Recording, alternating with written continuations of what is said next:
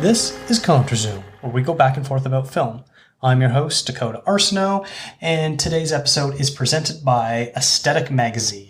We are continuing our countdown of the Best Picture winners, going decade by decade, and ranking them of how we see fit. There are two people that watch all 10 movies, and then we rank them and figure out what is the average between the two of us. So joining me today is Stephanie Pryor. How are you doing today? I'm doing great. Thanks for having me. This was actually the first decade where I've seen most of the movies already. I'd seen 9 of the 10 of them, and going forward, I've basically seen all of them. So this was the first time where I've done most of my homework beforehand, and they're basically rewatches. For you, I believe that was the same. You had seen, I think, a good chunk of them as well. Yeah, I'd seen 9 of the 10 also. But It's interesting is that we had both not seen one movie, but not the same movie. Mm-hmm. So we are now in the 8th decade of the Oscars. We are counting down movies from 1998 to 2007. This is going to be a 2-part episode. We're going to go through the bottom 5 this episode and the top 5 next episode, along with our awards that we are going to give out as we do every time we do one of these. And we're going to get right into this. The first movie that comes in number 10 is Crash from 2004, directed by Paul Haggis. It's the sense of touch. Any real city, you walk, you know? You brush past people, people bump into you. In LA, nobody touches you. We're always behind this metal and glass. The IMDb description is, Los Angeles citizens with vastly separate lives collide in interweaving stories of race, loss, and redemption.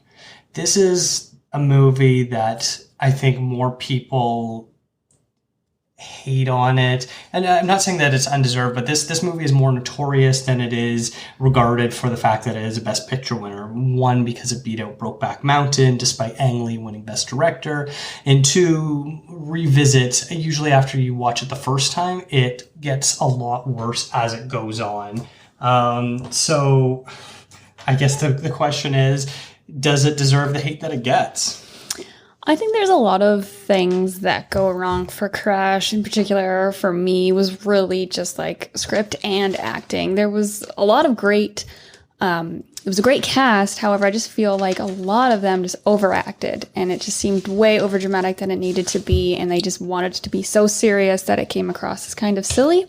And then, the writing also. I mean, I think that the idea and the story behind it is really interesting and could have been really good and great, but just the way that some storylines ended or started and ended, like the path from A to B, seemed kind of a little weird and short-sighted and not really fully thought through.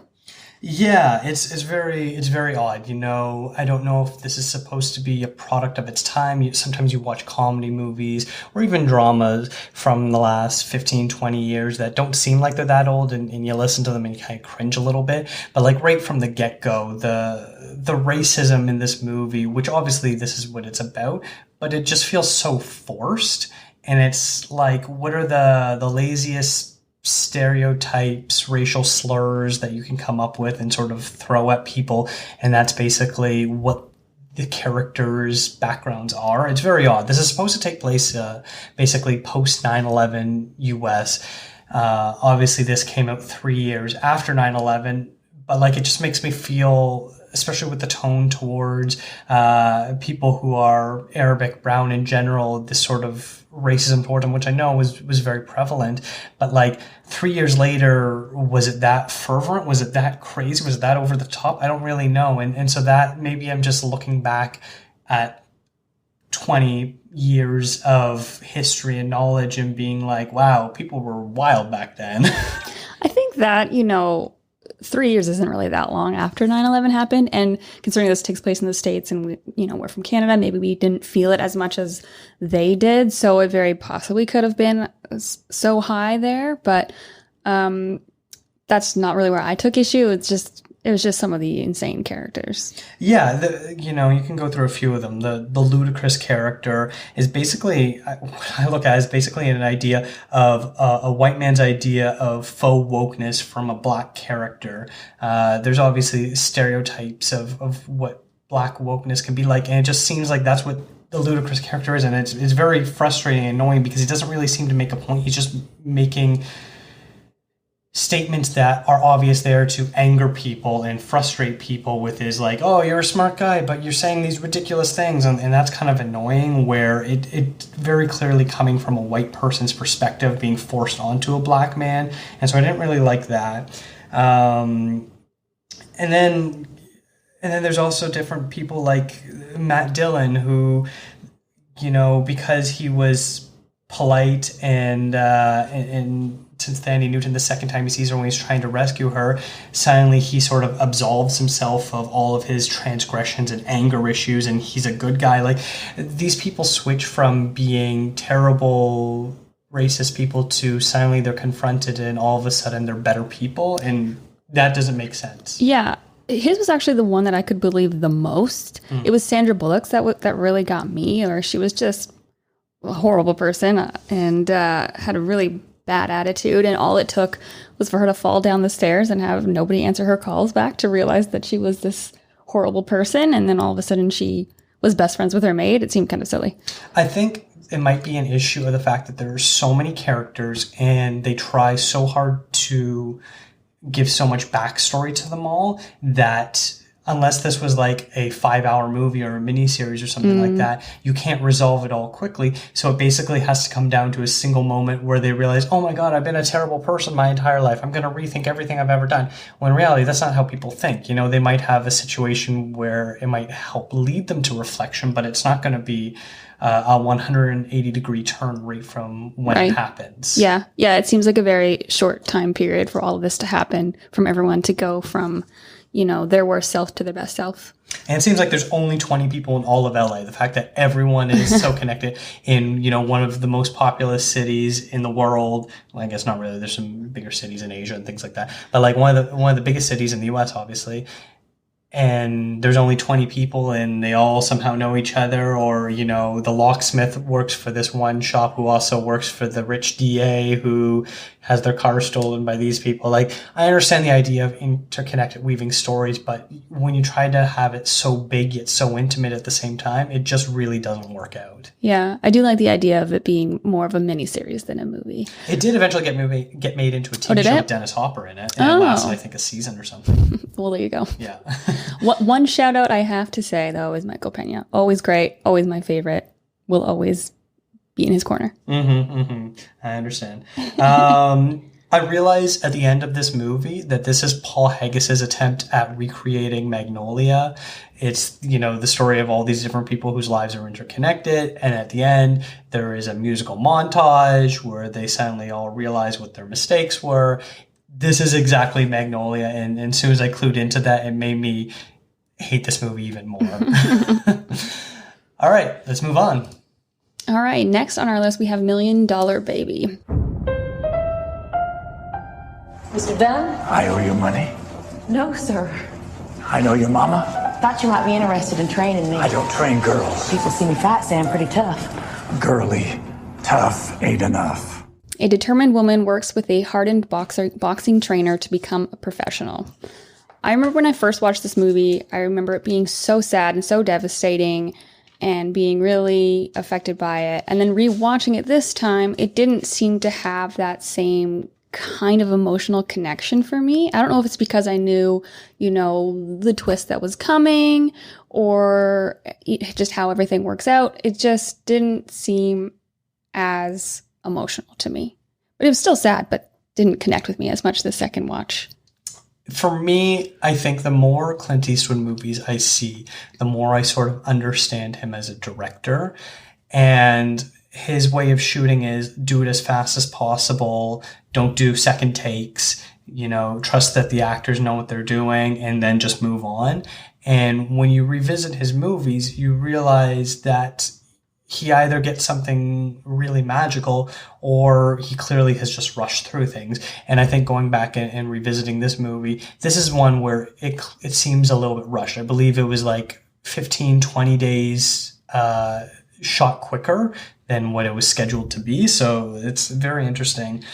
I think the film relies way too heavily on Morgan Freeman's narration. Watching it this time, I'm like, I didn't realize that, like, literally he narrates the entire movie. Yeah. And people fall on different ends of the spectrum of whether they like narration in movies or not, depending on how it's employed, things like that. For this, it isn't like he's saying things that characters don't know or he's approaching things from a different perspective. He's basically just filling in the gaps, and instead of showing us, they're just telling us, which is, a big sin in movie making is show, don't tell. And the fact that we get the narration basically through the entire first half of the movie, every scene, every character introduction, every time they go to a new location, it's Freeman's character narrating what's going on, and it really detracts from what is happening for me. Yeah, at the beginning, it was really jarring, and I don't remember even the narration from the first time I watched it, but rewatching it, it was something that really bugged me, and there was like that moment kind of 3/4 of the way through where it seemed to stop and there wasn't as much anymore, and I was like, well, that was kind of stupid to have it. So the only redeeming quality that it had was at the end when the Morgan Freeman's narration came back, and then you realize, oh, it's him narrating or writing a letter to Clint Eastwood's daughter, estranged daughter, explaining what a great man he was. But that doesn't really explain why he had to introduce all these other characters and all these other storylines that were going on during the events that took place during the movie. Mm-hmm. Yeah, it's something that could have been simplified a bit more, where maybe he narrates bits, but then we see the expanded action of what's really happening and everything else, because while the people in the story know what's happening, it's doubtful that he's writing all of this stuff. So it's odd that they decide to do it that way. And I also found that as far as production goes, it was a little shoddy at times. I found sometimes the sound effects of the punches didn't actually match up with the fight sequences, which was a little bit frustrating. Sometimes you could tell that punches weren't actually connecting the way that they shot it. And then also, knowing that, I'm going to spoil something a little bit, the major twist in the movie. If you haven't seen it yet, I'm sorry. The fall where Hilary Swank falls in the ring and hits her neck on the stool, it was shot really terribly. You get this weird slow motion shot of her starting to fall, and then all of a sudden she is shown basically just on top of the stool. She doesn't move, she doesn't bounce, nothing like that. It's really bad, where it's just basically all supposed to be done with sound effects. And it really loses the impact of this once you've seen it before. Because I knew when that fight sequence was coming, that the fall was going to happen and what happens afterwards. And then seeing it all play out that way, I was pretty disappointed that there was no real impact felt there. And I think that might have been an issue of Clint rushing through shooting. Yeah, potentially. It didn't bother me as much as it bothered you. I hadn't even really noticed it. I do think that Hilary Swank was really great in it, and for some reason I have this weird soft spot for Clint Eastwood as an actor. I don't even know why. Just like crotchety old men being sad. I don't know, something about it.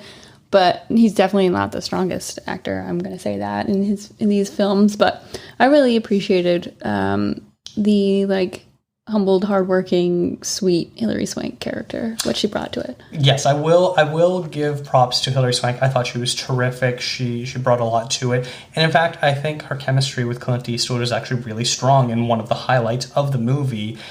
It basically, anytime he was in a scene that she wasn't in or they weren't personally interacting, that's where his performance sort of fell flat for me. Yeah, I would totally agree. Directly with the two of them, where it's sort of this surrogate father-daughter relationship, it really worked. Yeah.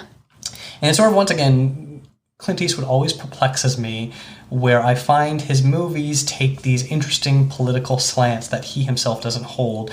And I've always, found it a little bit curious, considering how outspokenly conservative he is, and then his movies like this one, which delves into both feminism and euthanasia, which are two subjects that the conservative movement doesn't really have a lot of time for. He kind of takes a lot of care and detail in putting some thought into this, and he routinely chooses these projects where it basically seems to counter whatever his own beliefs are.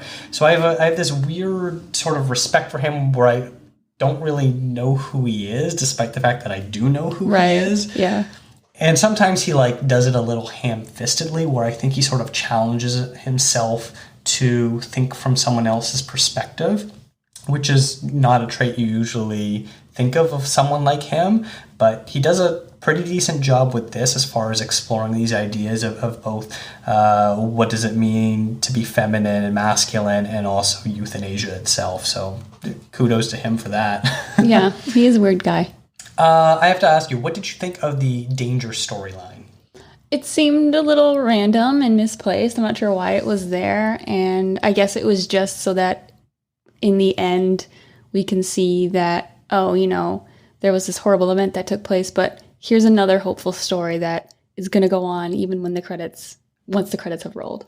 Yeah, I remember when I first watched it, seeing Jay Baruchel in this movie. I was like, oh, that's awesome. Canadian kid. I love him from Popular Mechanics. And was really into it and felt really bad for him. But now rewatching it, basically felt just like forced pity. Where his character didn't really bring much to the story until the very end, when it showed that Morgan Freeman can still throw a mean left hook. But I don't know, like it didn't really bring anything to the table, and I didn't pity him the way that they clearly wanted me to pity him. Yeah, I think if there was some sort of subplot where, you know, she was training with him or they became kind of buddies and there was a reason why he was around, it was just kind of like this weird, oh, and there's some other jerks in the ring here too. All right, moving on to number 8 is A Beautiful Mind from 2001, directed by Ron Howard.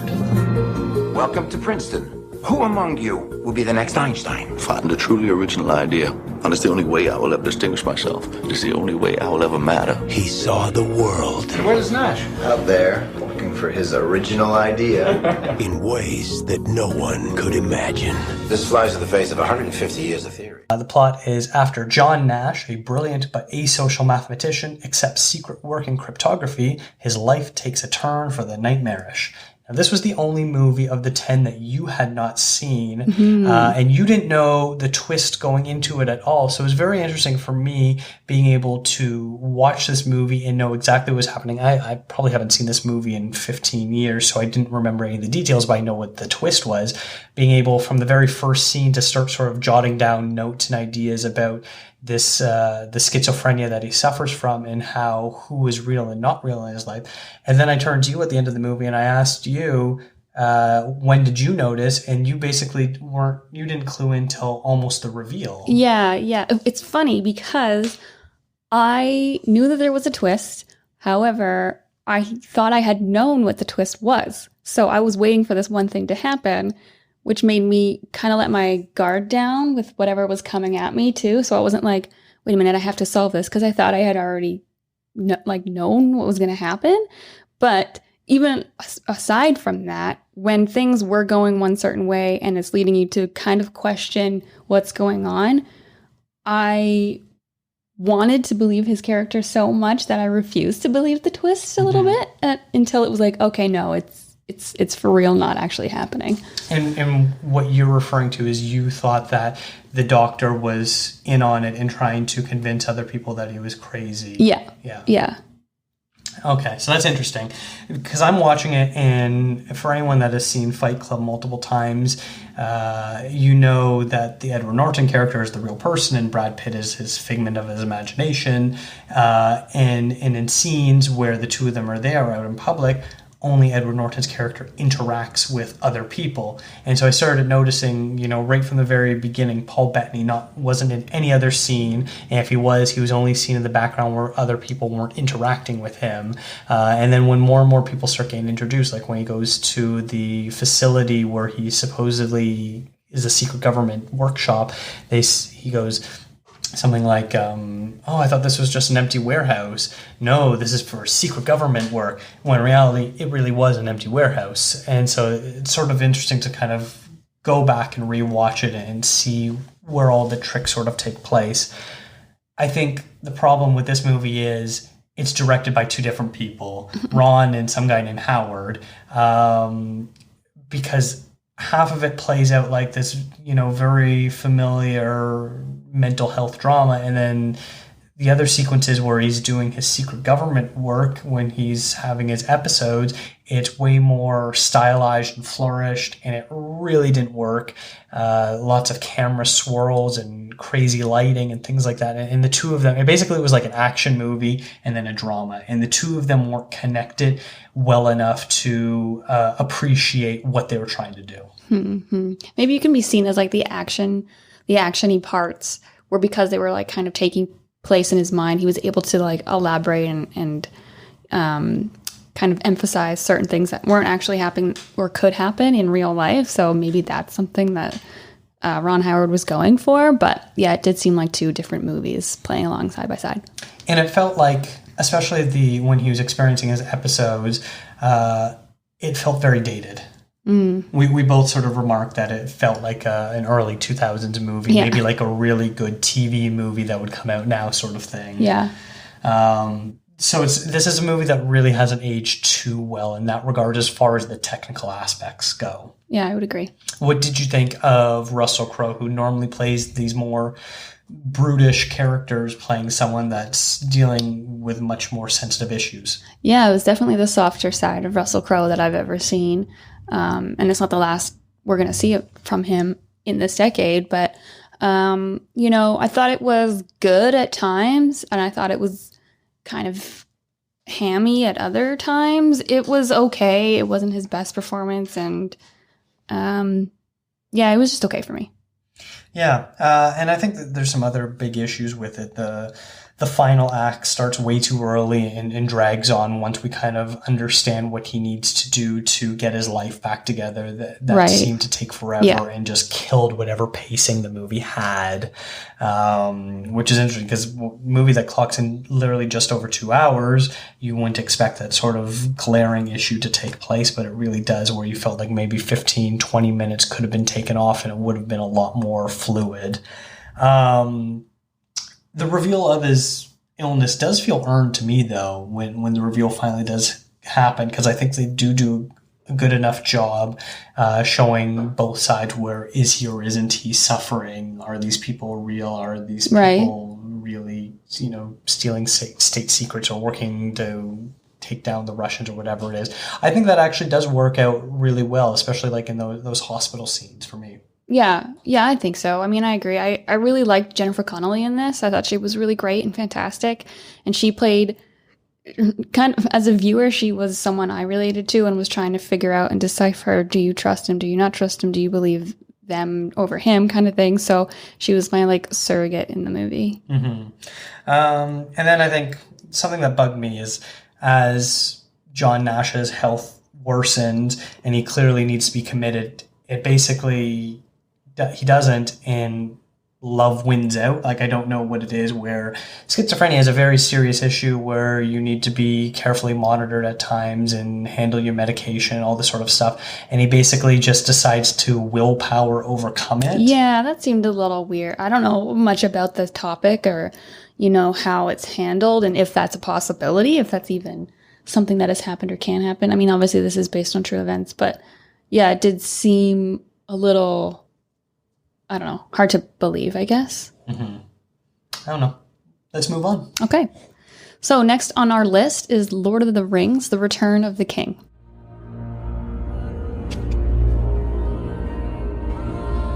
Come, Master. Come to Smeagol.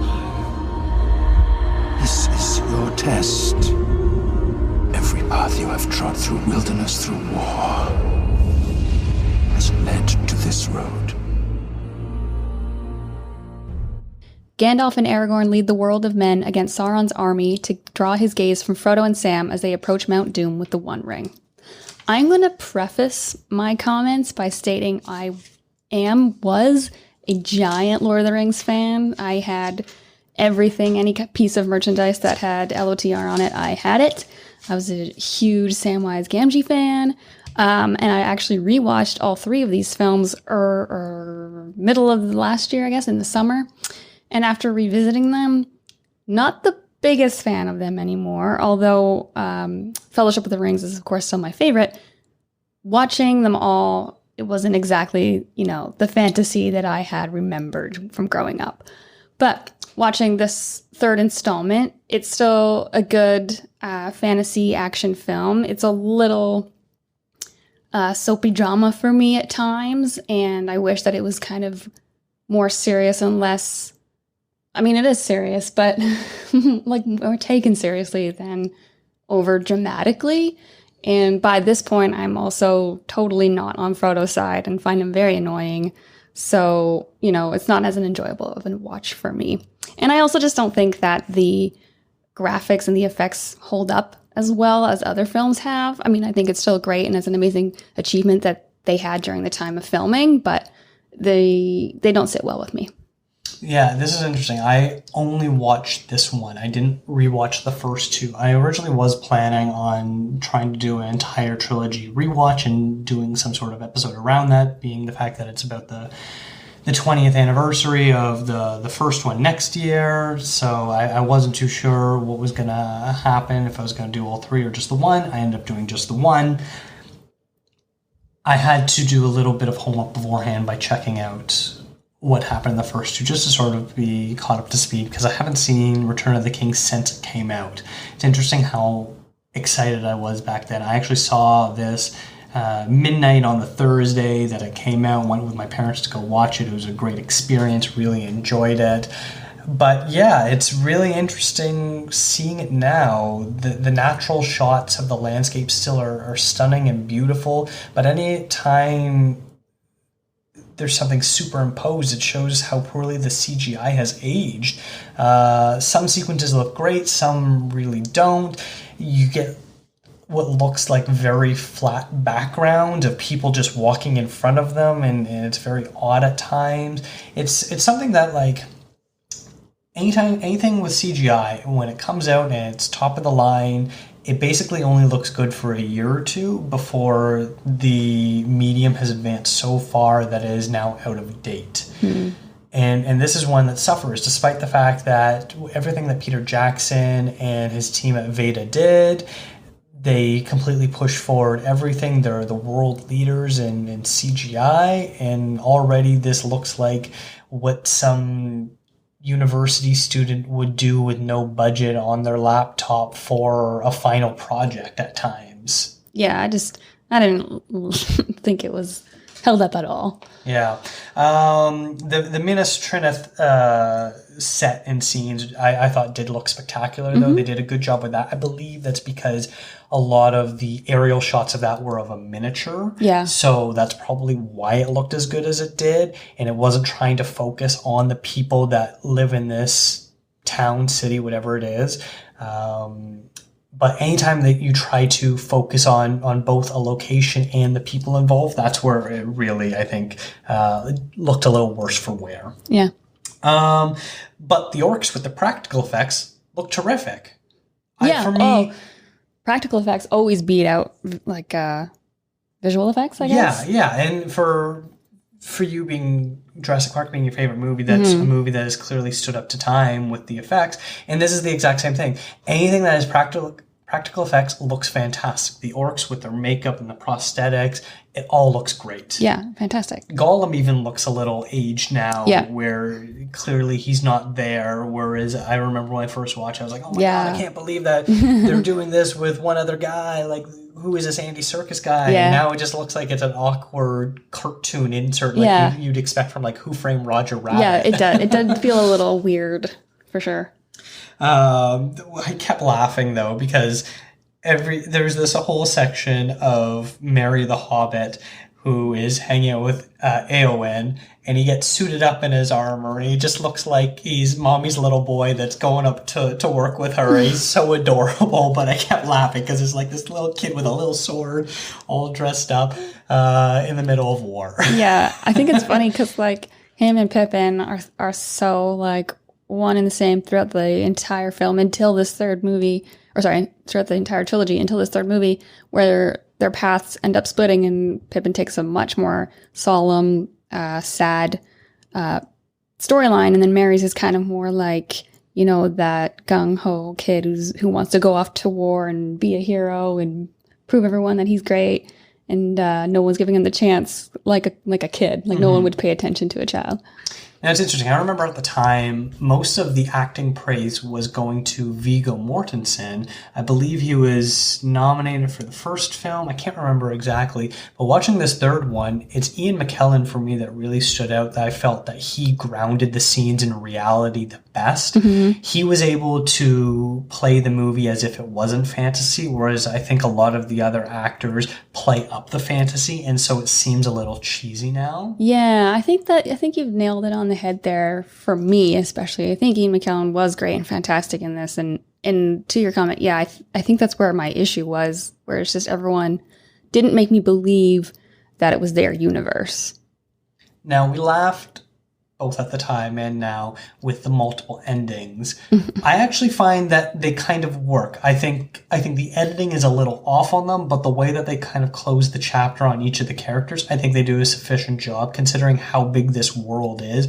And there's so many stories you kind of need to wrap up, because it basically is you died or you lived. What happens after you live then? So we need to know what happened to about 20 plus characters. And I think they do a pretty decent job of closing the chapters, because they basically go one by one, where there's usually one person who it isn't the end of their story, and they keep going on a little bit. So they're kind of our surrogate of, okay, here's the end of Hobbiton. Here's the end of what's happening with the elves. Here's the end of what's happening in other places around Middle-earth. So for me, it actually kind of worked, despite the fact that maybe it could have been edited slightly better. Maybe, perhaps. The problem that I have with it was that they weren't closing out all the different, areas of Middle-earth for me. Once the war was over and Aragorn becomes king, and then they closed off that, then you get 5 different endings in Hobbiton. They return back, fade to black. Now they're at a bar, and everything's different for them, but everyone else is acting normal. Fade to black. Now you've got Frodo and Bag End writing a book, and he finishes, and Sam comes in, and fade to black. There's just so many different endings for them that I wish they had have figured out a different way. And I don't know how, because it is such a giant story and a huge world that you have to come to an ending for, but it just kept going. I think this series basically is a museum exhibit. You have to marvel at the feat that went into this, the fact that they basically filmed for 2 years nonstop, so that way people weren't aging, the amount of costumes and makeup and special effects and set design and scenic painting and everything like that actually went into this is utterly stunning and an impressive feat that you just want to give a round of applause to everyone involved. But at the same time, this is very of its time and isn't really moving forward with the rest of it. You can clearly see how it is inspiring other sorts of, castle type of stories, whether it's the Game of Thrones or other offshoots like that, where this sort of scope and scale and epicness is really the blueprint to follow. Unfortunately, it's not the best that could be. So I'm definitely curious to see what Amazon is going to do, since they plan on making a TV show. Mm-hmm. How is it going to change? Is it going to be more story focused? Is it going to be more special effects and battle focused? I don't really know. I think it'd be cool if it was more battle focused. Those were the best parts of all 3 of these films, were the battles. It is. The only part of the final battle that I really didn't like was the undead army. Oh, yeah. For sure. Which is interesting, because I was reading the trivia of the movie, and that is the part that Peter Jackson liked the least, and he didn't want to include it, but he was worried about hardcore fans of the books calling him out and completely ignoring what is essentially a large section. He thought it didn't belong with the rest of the world, and the way it's included, it does sort of seem like it's slapped together a little bit. Yeah.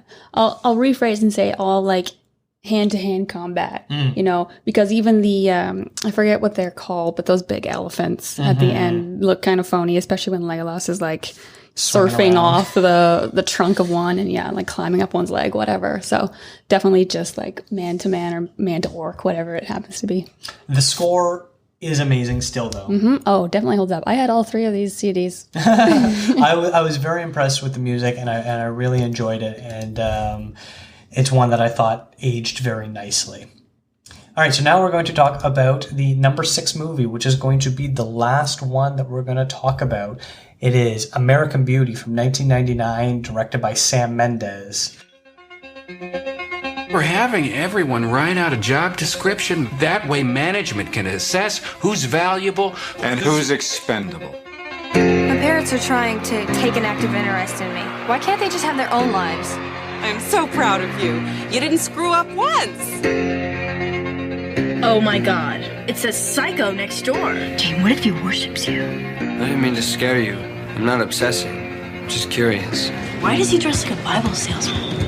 Today I quit my job, and then I blackmailed my boss for almost $60,000 past the asparagus. A sexually frustrated suburban father has a midlife crisis after becoming infatuated with his daughter's best friend.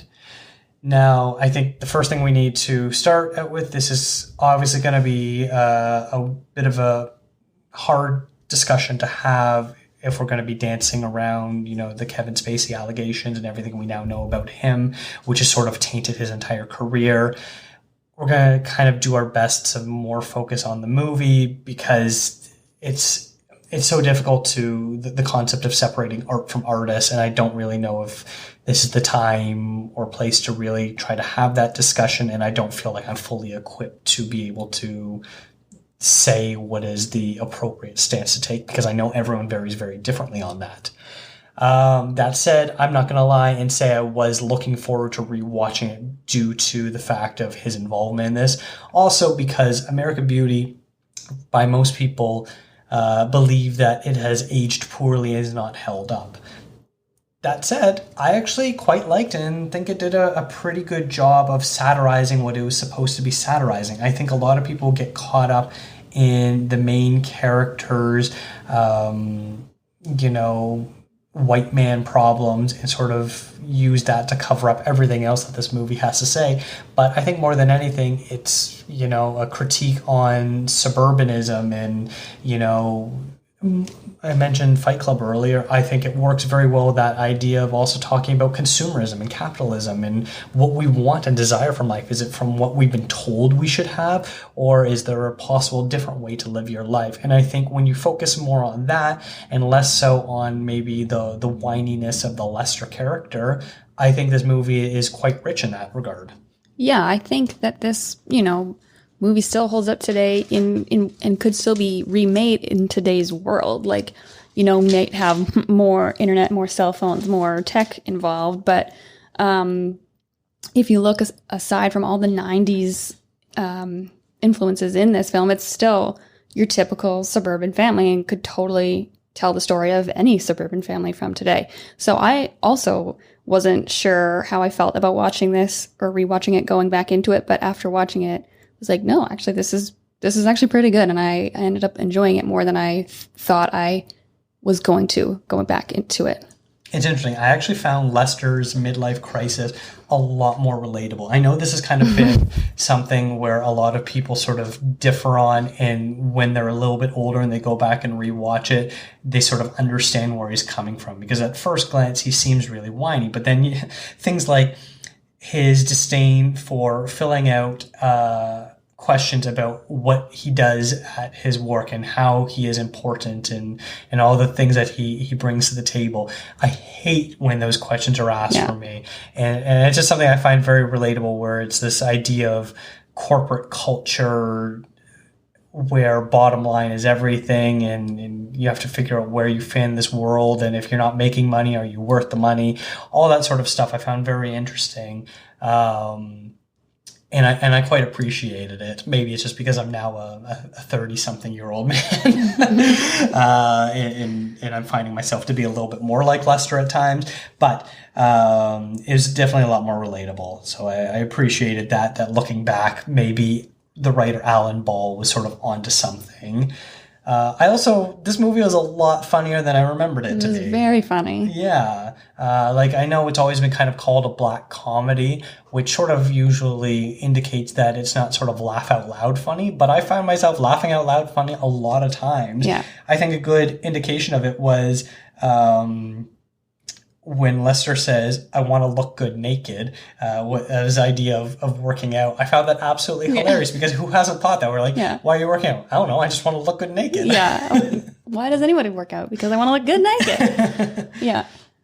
I also appreciate Sam Mendes, this being his first movie, he came from a theater background. It's very theatrical at times in the way he stages things, but he also has a real natural hook for how to move the camera and some really nice flourishes. I like the sort of slow motion shots where it like repeats things in slightly different angles in a way that I really like.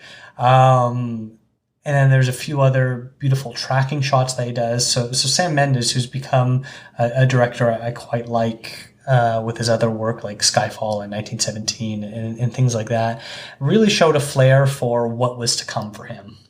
Yeah, I really appreciated his direction here. And just to talk back about the comedy and also just why I liked this movie the most was probably Annette Bening. I thought she was hilarious and great and fantastic. And every scene that she was in, she really stole for me. Mm-hmm. Yeah. And I think the two of them really work well off of each other, where it seems, because we spend most of the time with Lester, that he's the one going through the midlife crisis. She's the one going through it as well and trying to understand who she is, what she wants, reconciling her hopes and dreams of her past and who she is as a person moving forward. And they're very similar in that regard as well. And I appreciate the care that went into that. The movie can kind of be seen as like white male rage, but also I think it does a good job showing middle class complacency. And I think that's the biggest thing is the complacency. Once you get the house and the nice car and you have a kid and all this sort of stuff, does your life end? What? Yeah. Like what happens next? I think they do a really good job sort of showing what would be the extreme lengths of someone going to once they sort of realize they're caught in that rut. Yeah, I agree. I also really like the Wes Bentley character. I think he did a terrific job. He plays the boyfriend of Jane, Ricky. And I think he does an interesting job. He's weird, but he's not too weird. And you sort of understand where his weirdness comes from, especially being a product of the environment that he's from. So it has a lot going for it that I really like. Yeah, I think the casting was really well done, and everyone played their character really spectacularly and brought something unique and interesting to each character. So I think that's something that really that American Beauty has going for it. Now, I know a lot of people were upset that it ended up winning Best Picture, but I'm actually kind of happy with it. I'm trying to figure out what else it was nominated up against, but I can't pull it up as quickly. I know The Matrix was one of them. Oh, no, sorry, it wasn't. Green Mile, Sixth Sense, Cider House Rules, and The Insider. I actually haven't seen any of them, so I can't really comment too much about them. You've seen two of them. How do you feel? It's so interesting because I feel like the three that I have seen, being American Beauty, Green Mile, and The Sixth Sense, are all so different and all so great in their own ways. I could have seen the Green Mile winning because of its subject matter and the way, the reception was for it. But I think that American Beauty was definitely deserving. Mm-hmm. Maybe it was just a bit of a weaker year in general, but I think they did a good job with that. All right, so that was the bottom 5 movies. We are going to do a second part where we count down the top 5 and do the awards that we're handing out. But first, thank you, Stephanie, so much for being on this episode. Thanks. I also want to thank Eric and Kevin Smale for their theme music, and thank you to Aesthetic Magazine for presenting the show. Make sure you subscribe to the show so that way you get the episodes right away. If you can rate and review us, that'll be awesome. We're on Apple Music, we're on Spotify, Google Play, everything you can think of, every podcast catcher that you have. Also follow us on social media at Contra Zoom Pod. That's Facebook, that's Twitter, that's Instagram, or you can send me an email, contrazoompod@gmail.com. What do you think was the best picture of this decade? Do you have any complaints about where we're ranking things? Let us know what you think. So thank you so much for listening.